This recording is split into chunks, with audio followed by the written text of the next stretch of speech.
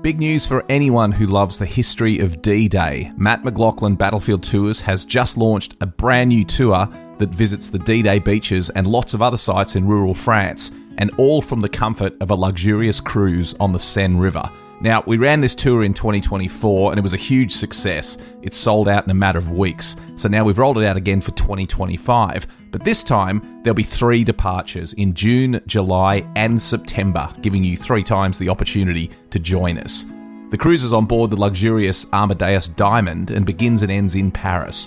Over 8 days, you'll enjoy the history, scenery and culture of the beautiful Seine River. But as an exclusive offering just for our passengers, you'll enjoy 2 full days touring the D-Day landing beaches in both the US and British sectors, plus daily seminars on board the ship that unpack the history of D-Day. And like all our tours, you'll be hosted by one of our expert historians who'll bring the story of D-Day to life. And if you've been on one of our tours before, you'll know that our historians really are the best there is. This is an exclusive cruise and places are extremely limited. Visit battlefields.com.au to book your place today. Why get all your holiday decorations delivered through Instacart? Because maybe you only bought 2 wreaths, but you have 12 windows. Or maybe your toddler got very eager with the advent calendar. Or maybe the inflatable snowman didn't make it through the snowstorm. Or maybe the twinkle lights aren't twinkling. Whatever the reason, this season, Instacart's here for hosts and their whole holiday haul. Get decorations from the Home Depot, CVS, and more through Instacart and enjoy free delivery on your first 3 orders. Service fees and terms apply. Ryan Reynolds here for Mint Mobile. You know, one of the perks about having 4 kids that you know about is actually getting a direct line to the big man up north. And this year, he wants you to know the best gift that you can give someone is the gift of Mint Mobile's unlimited wireless for $15 a month. Now, you don't even need to wrap it. Give it a try at mintmobile.com/switch. $45 upfront payment required, equivalent to $15 per month. New customers on first 3-month plan only. Taxes and fees extra. Speed slower above 40 gigabytes on unlimited. See mintmobile.com for details. A Living History production. I'm Peter Hart. And I'm Gary Bain. And together we're Pete and Gary's Military History Podcast.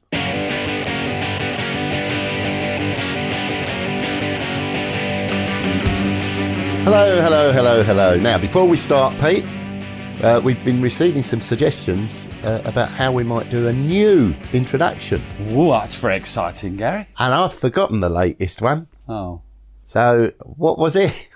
Well, Gary, the suggestion was that I'm old. And I've forgotten. And you're deluded. Oh, yeah.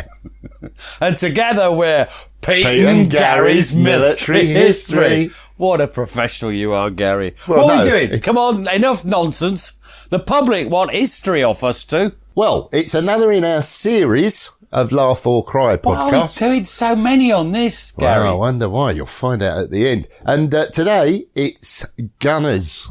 Weren't you going to call a book Gunner's Ear? Yeah, I wanted to.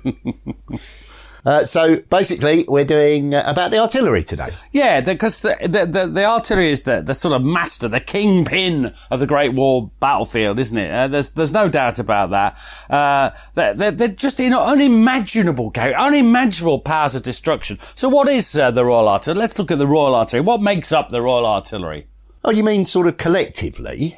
Well, you've got the Royal Horse Artillery. What did they have, Pete? 13-pounder guns, usually. They're to support the cavalry, but they do a lot more than that. Royal Field Artillery? That's the main lot. There's lots of them, aren't there? They're, what are they armed with, Gary? Well, generally 18-pounders or 4.5-inch howitzers. Bangy things. Up and down bangy things. And then there's the Royal Garrison Artillery, and they've got the medium and heavy guns. They go in size, all sorts of sizes, I would say. And the artillery, it sort of grew exponentially. Do you like that? I love that. You've been practicing that one. I have that one. In size throughout the war. Now, it's been estimated that the guns caused far more casualties than any other weapon. Yeah, and it's not just firing at infantry. There's a constant, ceaseless, endless grind of a war with a counter-battery fire with the opposing gunners. Both sides take each other on. And that's the problem, isn't it? Well, what is the problem? Well, the German gunners, they've wielded weapons of equal and opposite power. Yeah. So whatever you can do, we can do. Or vice versa. Yeah. Now, the Royal Artillery weren't in the front line. Of course they weren't. But they're the focus of German artillery fire. So they were very carefully dug in, weren't they? And you're going to be Signaller Dudley Menau Lissenberg of 97th Battery, 147th Brigade, Royal Field Artillery. Go. Another good old-fashioned English name. Yeah, lovely. Now, he says, the gun emplacements set at 20-yard intervals closely resembled the tumuli frequently seen on Salisbury Plain, and had at the business end an aperture large enough to allow for elevation and a sweep of 80 degrees. Well dug in, and each skillfully camouflaged and protected by an overhead half-barrel shaped roof, supported by strong beams of timber on which was heaped several layers of sandbags, covered with turfs or green grass. It was difficult, even at close quarters, to detect that concealed here was a formidable unit of destruction. On either side of the spade of the trail, 4 steps led down to, on one side of the sleeping quarters of the detachment, and on the other, a recess for storing ammunition. The battery staff and signaller's pit was positioned 20 yards south of number 1 gun pit, in line under the trees. It was certainly a masterpiece of engineering ingenuity. Ooh. A holiday chalet, in fact. 6 steps led down to a spacious floor above which heavy crossbeams of timber supported layers of sandbags and turfs similar to the gun pits. The interior was well appointed with tiered bunks along the walls, a space on the floor for the equipment, and a frame holding the blanketed gas screen for placing over the door if necessary. The command post, which was connected to the signaller's pit by a communication trench, was a deep pit, 7 foot by 7 foot by 7 foot. Provided with a small rough table sufficient to accommodate a message pad and a D3 telephone, an empty ammunition box as a bench, and 2 sleeping bunks tiered, one for the officer on duty and the other for the signaller at rest. A ladder led from the floor up to the command post above, up which the officer would shin when alerted, to shout his orders to the guns through a megaphone from an aperture facing the guns. Now, they're smashing battery positions, aren't they? Are they typical, do you think? Probably not. He was just very lucky in his battery position. There were very few so well ordered and supplied with comfortable dugouts. In sharp contrast is this gun position, as told by gunner Austin Harrity of 241st Brigade, Royal Field Artillery. Aye. In front of our guns ran a little gully, and as the weather worsened, the overflow from the shell holes turned this gully into a little stream, with the result that a number of old corpses became exposed, showing all their bones as white as snow, as this rainwater had been flowing through for almost 3 years. There was one body that lay exposed right in front of my gun, and the rains had washed the skeleton's bones like ivory. As a matter of fact, his ribs formed a kind of trap which filtered the brushwood that flowed down the gully, and left a clear space in the middle of clean rainwater, into which I used to dip my enamel mug for a clean drop of water. For a shave. Not to drink. I'm glad he didn't drink it. Well, it's a hell of a contrast though, isn't it? It is, yeah. Now, the Royal Artillery as a whole had a lot to learn at the start of the war. Well, it was very small, wasn't it? And they had no real idea of sustained fire. They not good at shooting off the map or actually shooting, guided by observers. But what had changed by 1916, do you think? Well, by then they'd amassed the trained gunners, NCOs and officers who absolutely knew and understood their grim business. However, a few still clung to the idea of a gentleman's war where maths and gunnery could be ignored, but they're really already relics of the past. And you're going to be Lieutenant Murray Rymer Jones, 74th Brigade, RFA. The senior subaltern said, I'm going to the major in his dugout to ask him if I can put on the meteor corrections on the gun. When he got there, the Major, who was a regular Mark you, an Irishman, said, "My boy, this is a war, this is practical stuff. Forget all that nonsense they taught you at the shop. If it's cold, cock her up a bit."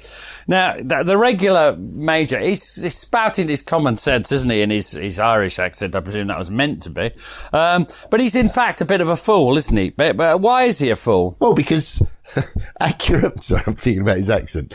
Accurate meteorological corrections were essential to accuracy of the guns. And accuracy was essential if they're to hit the German trenches and gun batteries. Yeah, you can't just guess. You've got to be precise in what you're doing, isn't it? Well, it's a technical and scientific war. Ooh.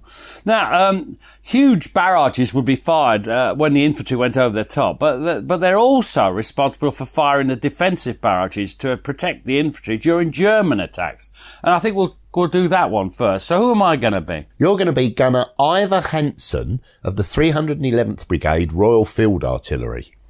Recently, the infantry sent up SOS rockets, and for such contingencies, our guns have definite points to fire on. Points constantly checked by us each time that we man the observation posts. On this occasion, Gunner Clark, who's a real soldier, was on duty at the gun pit, and who, without a moment's delay, after we passed on the gun position the message, i.e. an SOS message, pulled the firing lever of his gun, which roused the other gunners to man the guns. The following day, Captain Sabaston, inspecting the gun, asked what had come of the muzzle cover. A leather cap strapped round the muzzle in between bouts of firing. Clark promptly replied, "It's in the Jerry's line, sir." Now, the number of shells fired was extraordinary. Well, yeah, it is. And the logistics of it, ask Rob Thompson. The logistics of feeding the guns are just staggering. Do you know what? Even taking away the empty shell cases, i.e. that was a bloody challenge. And this was one that a wise and intelligent officer with your managerial and political skills, Gary, and could avoid. And you're Major Neil Fraser Titler of A Battery 150 Brigade RFA. We heard we had once more changed our Divisional Royal Artillery Commander, and that the new arrival, whose name is General B, was coming to inspect the brigade in action. He's an individual well known for having a 106 fuse temper. That's that. i.e. a short fuse. That's the touch. It went off when it touched anything. And non-delay language, far in advance of any other general in the regiment. And worst of all, it was reported that his pet mania was the immediate clearance of all empty cartridge cases from gun positions. The careful return of empty shell cases is no doubt very necessary, but on some positions it must pay the taxpayer best to let them lie until the next advance. Casualties to horses and men while performing the slow job of loading them up into wagons may thus be avoided. But this was no excuse in the General's eyes, and he slated 2 batteries of the brigade unmercifully on account of them. It was to be our turn next day. Just behind our guns were 2 huge craters filled to the brim with shell cases, at least 10,000 of them. All seemed lost. However, that night came inspiration. At dawn, I arose, found an old notice board, and swiftly the battery painter covered its face with the following legends. C28, C53, dump. All 18-pounder and 4.5 cases to be dumped here. Brilliant. Result, much kudos for our very neat position and a broad smile on the face of our colonel standing behind the general. That's a fantastic story. It's a great book. I've forgotten the title of it, of course. I'll put it up on there. Who's it by? Fraser Titler. Oh, there's a coincidence. It is a coincidence, isn't it? Now, although the gunners handed out rough punishments to the Germans, they were a much coveted target in themselves. Yeah, and and this is where the air war comes in. If their gun positions are identified by either aerial reconnaissance or flash spotting, there'd be lots of close escapes for the men on the guns, the British guns. And this is something that happened to Neil Fraser Titler slightly earlier in the war. So he's a different unit. At this time he's with D Battery 151 Brigade RFA. Our few shells brought on a sharp reply from a 77mm whiz-bang battery, which made us beat a hurried retreat into the nearest dugout. At the critical moment, while diving down the trench towards the shelter, one of my great feet, clad in trench waders, got wedged between two duckboards. Two would-be Victoria Cross signallers, however, emerged from the dugout and gallantly pulled me in, all somewhat helpless from laughter. Victoria Cross signallers. He means they're after a medal, yeah. Oh, well, now not everyone's so lucky. This is a sad tale coming up, isn't it? Yeah, I mean, even if they're not killed, a German shell could mark the end of a sportsman's hopes and dreams. And a sad little story appeared in the Cockney War Stories. Yeah, we got a few quotes from that. Not that many, because a lot of them were unattributable. But this one was, and this is Lieutenant George Franks of the Royal Garrison Artillery. And he says this: Spider Webb was a Cockney from Stebnicki, I believe, who was with us on the Somme in 1916. He was a splendid cricketer.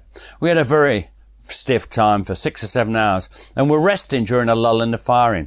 Then, suddenly, Jerry sent over 5 shells. After a pause, another shell came over and burst near to Spider and his 2 pals. When the smoke cleared, I went across to see what had happened. Spider's 2 pals were beyond help. The Cockney was propping himself up with his elbows, surveying the scene. I said, "What's happened, Webb?"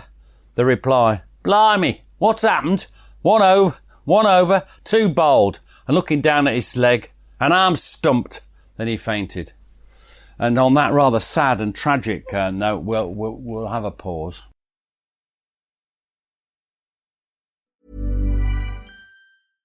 So good, so good, so good.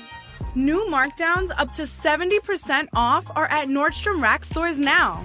From fresh kicks to perfect gifts, there's always a find. Levi's, Paige, Frame, all the best denim. Why do I rack? Because check out these boots. I always score at Rack. Head to your Nordstrom Rack store to find amazing deals on all things winter. Great brands, great prices, that's why you rack. Ryan Reynolds here from Mint Mobile. With the price of just about everything going up during inflation, we thought we'd bring our prices down. So to help us, we brought in a reverse auctioneer, which is apparently a thing. Mint Mobile Unlimited Premium Wireless. How to get 30, 30, how to get 30, how to get 20, 20, 20, how to get 20, 20, how to get 15, 15, 15, 15, just $15 a month? Sold! Give it a try at mintmobile.com/switch. $45 upfront payment equivalent to $15 per month. New customers on first 3-month plan only. Taxes and fees extra. Speed slower above 40 gigabytes. See detail. Why get all your holiday decorations delivered through Instacart? Because maybe you only bought 2 wreaths, but you have 12 windows. Or maybe your toddler got very eager with the advent calendar. Or maybe the inflatable snowman didn't make it through the snowstorm. Or maybe the twinkle lights aren't twinkling. Whatever the reason, this season, Instacart's here for hosts and their whole holiday haul. Get decorations from the Home Depot, CVS, and more through Instacart and enjoy free delivery on your first 3 orders. Service fees and terms apply. 1-800-Flowers.com knows that a gift is never just a gift. A gift is an expression of everything you feel and helps build more meaningful relationships. 1-800-Flowers takes the pressure off by helping you navigate life's important moments by making it simple to find the perfect gift. From flowers and cookies to cake and chocolate, 1-800-Flowers helps guide you in finding the right gift to say how you feel. To learn more, visit 1-800-Flowers.com/ACAST. That's 1-800-Flowers.com/ACAST.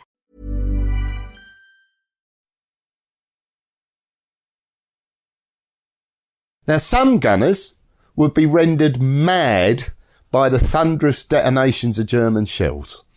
Stress had built up, and then just one shell could trigger a near-total mental collapse. And once more, this is what Major Neil Fraser Tytler of D Battery 151st Brigade says. The cruelest blow of all was yet to come. 30 minutes before dinner, a 5.9-inch landed near our kitchen, and the cook went loony from shell shock. After rushing wildly about, he went to ground in a covered in sap. No one could get him out.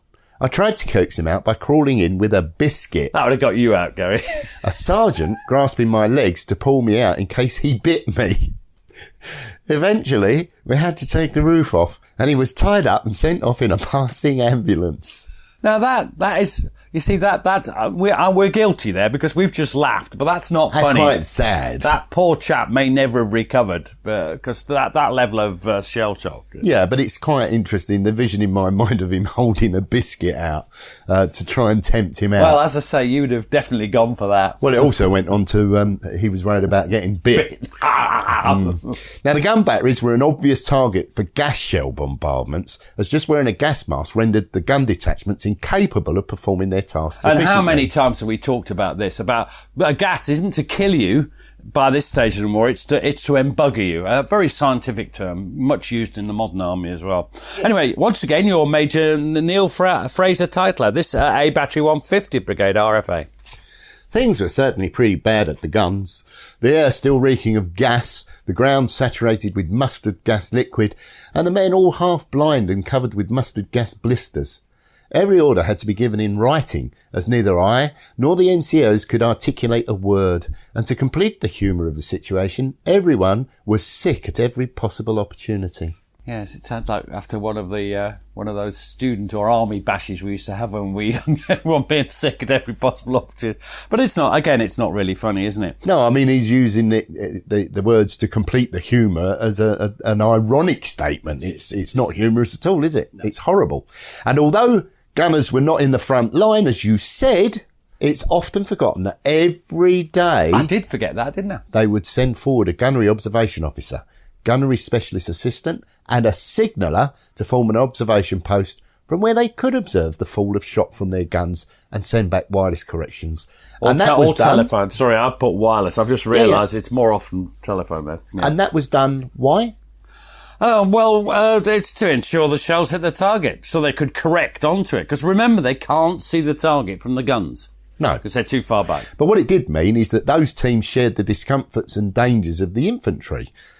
If there was a suitable building surviving, such as a farmhouse, roof or a church steeple perhaps, they'd make use of that. But the Germans were always on the lookout for likely observation vantage points, and they'd often target them with extra shell fire.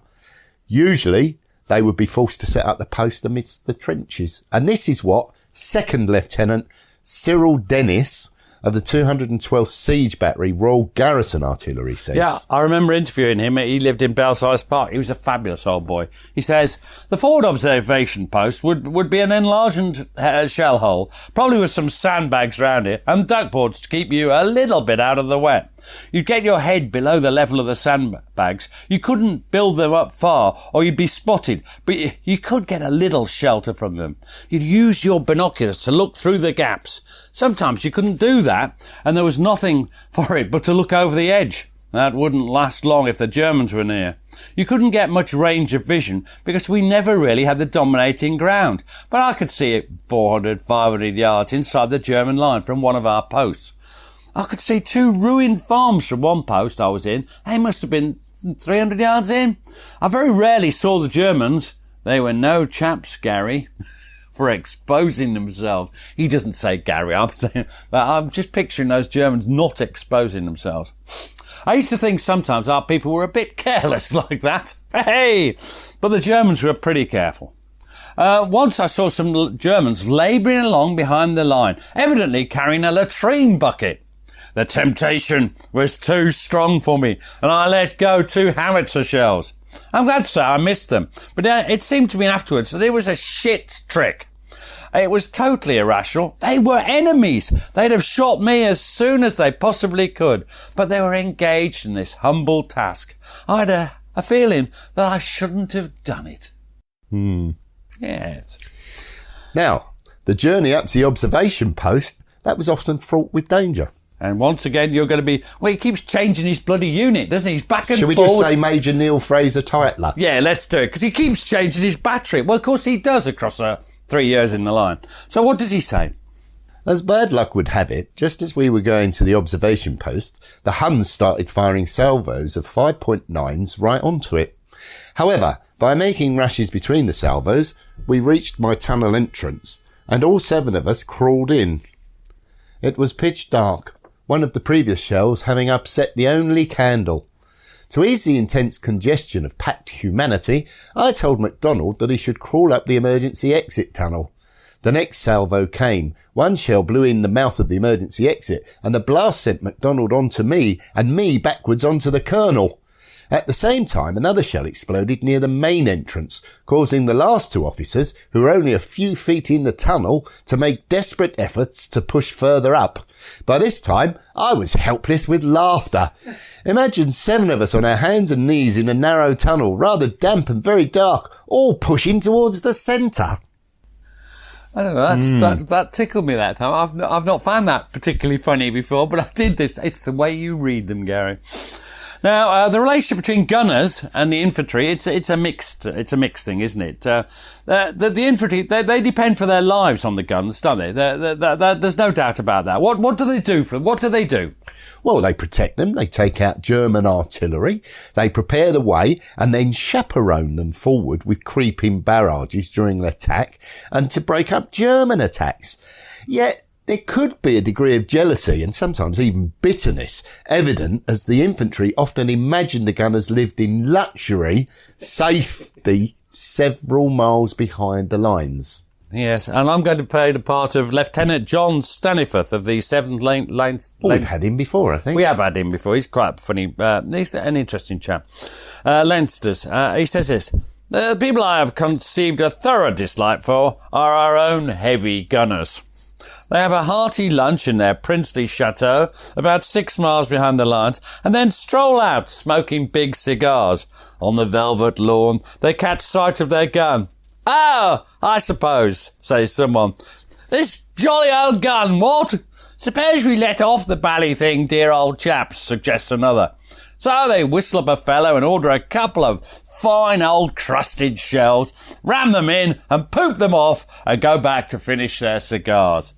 Then, for about 5 hours, the infuriated Hun hammers our front trench madly in revenge, and a fat blooming gunner asleep in an armchair hears the straffing, cocks a drowsy eye and remarks lazily, "Poor old gravel pushers, coming in for some more hate, what?" And off he goes to sleep again.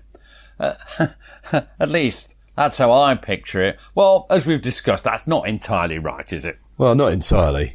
And far more serious to infantry was the endless bitter disputes over the question of Royal Artillery shells dropping short and into their own trenches. And this is something we encountered a lot in our researches. Well, readings.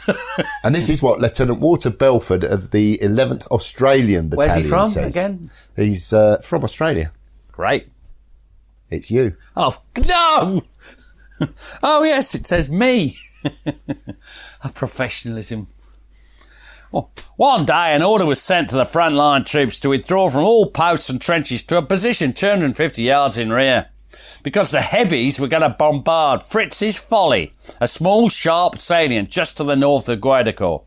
The troops were withdrawn, and when the time came, the heavies did their worst, and that is no figure of speech, for eyewitnesses, who might certainly have been a trifle biased, stated that not one shell reached the German position. The boys had the mortification of seeing their own miserable trenches pounded with heavy shells for an hour and a half. If ever any troops were cursed heartily, it was the artillery engaged in this operation. The only bright spot in an otherwise depressing afternoon was when the Germans, thinking that they might assist in the demolition of the Australian trenches whilst the going was good, started a return shoot. The first enemy shell fell right in the middle of the Folly. It was evidently a bullseye, for duckboards, sandbags and other trench furniture flew high in the air, and the diggers managed a faint cheer. They felt that things had been evened up somewhat. And that's a sort of exaggerated picture of how the infantry felt. They felt that, just their own artillery was as big an enemy as the Germans. Although the gunners generally denied that such things ever happened and demanded solid proof. Did they? And this caused further unrest, as Lieutenant Walter Belford goes on to say. Complaints were frequently sent to the artillery units concerned. These only brought the usual response that if the troops would send back a piece of one of the shells, or preferably a whole shell, for there were many duds, then the matter would be inquired into and steps taken to find out the guns, if any, that were doing the short shooting. Naturally, there was a snort of indignation from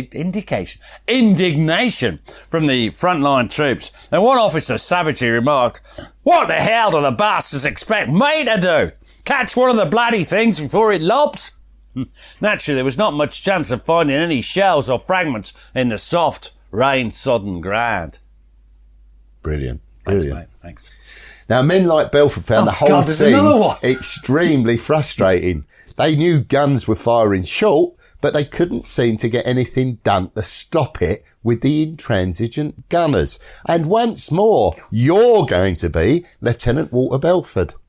It was always very hard to get the artillery to admit that the short shooting was caused by any of the batteries engaged, although it is a well-known fact that a sudden drop in the temperature would affect the range of guns to a great degree.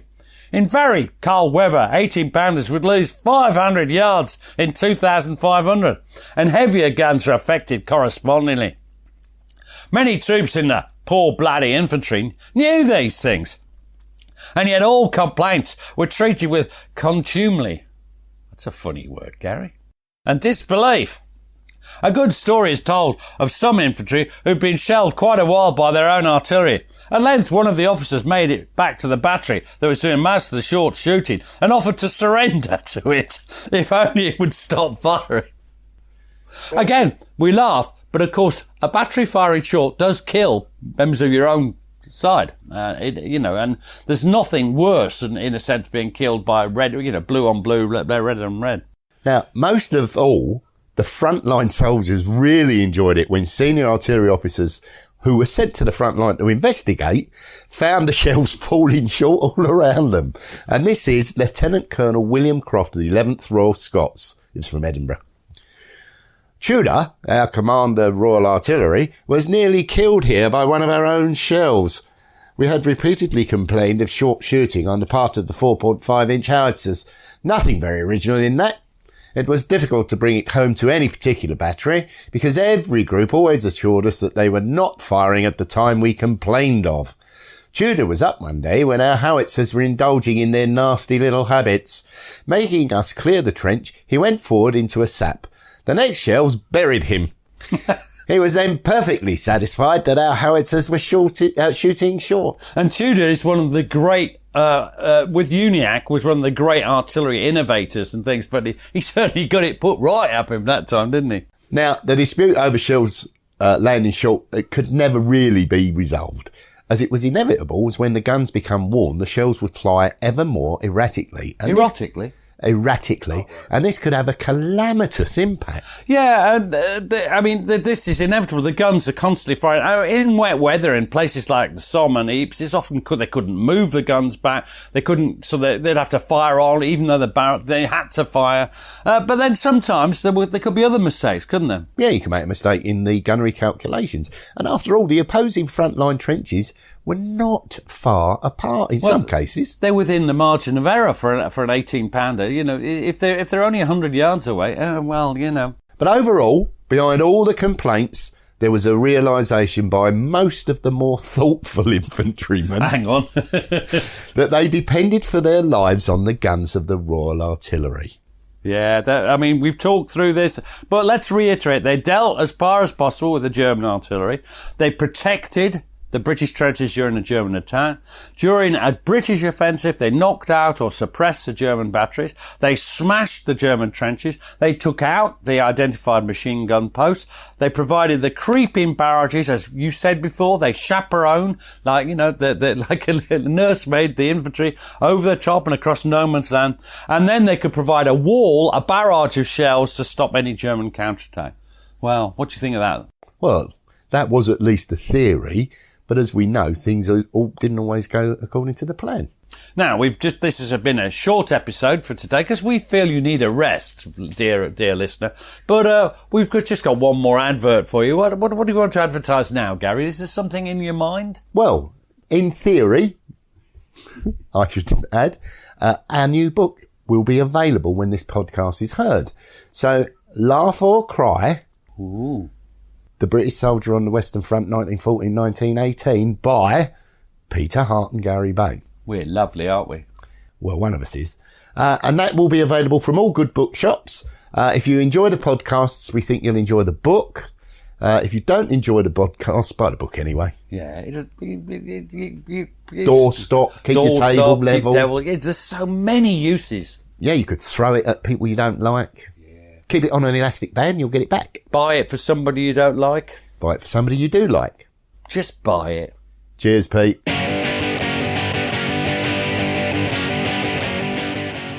Thanks for listening to the show. Blah, blah, blah. If you'd like to support us, you can now buy us a coffee. Visit www.buymeacoffee.com/PGMH. Or visit www.blah. And we'd be jolly grateful. Cheers. If you're looking for flexible workouts, Peloton's got you covered. Summer runs or playoff season meditations. Whatever your vibe, Peloton has thousands of classes built to push you. We know how life goes. New father, new routines, new locations. What matters is that you have something there to adapt with you, whether you need a challenge or rest. And Peloton has everything you need whenever you need it. Find your push. Find your power. Peloton. Visit onepeloton.com. If there's one thing that my family and friends know me for, it's being an amazing gift giver. I owe it all to Celebrations Passport from 1-800-Flowers.com, my one-stop shopping site that has amazing gifts for every occasion. With Celebrations Passport, I get free shipping on thousands of amazing gifts. And the more gifts I give, the more perks and rewards I earn. To learn more and take your gift giving to the next level, visit 1-800-Flowers.com/ACAST. That's 1-800-Flowers.com/ACAST. Get charged up for the all-electric Acura ZDX. Experience impressive range, your choice of complimentary charging packages, a Bang & Olufsen premium sound system, and a 3-month SiriusXM trial subscription, granting you access to ad-free music, plus sports, news, podcasts, and more. Visit your local Acura dealer for the most electrifying offers of the season and lease the ZDX for $0 first month's payment and $1 due at signing. Make your future electric. Acura. Precision crafted performance. Thanks for listening. Follow us on Twitter and Facebook to learn more about each episode. And if you'd like to support the podcast, you have a couple of options. You can buy us a coffee at buymeacoffee.com/PGMH, or consider subscribing to the podcast for only £2 per month and get ad-free listening and bonus content. You can find links for both on our Facebook and Twitter accounts. Sounds great, doesn't it?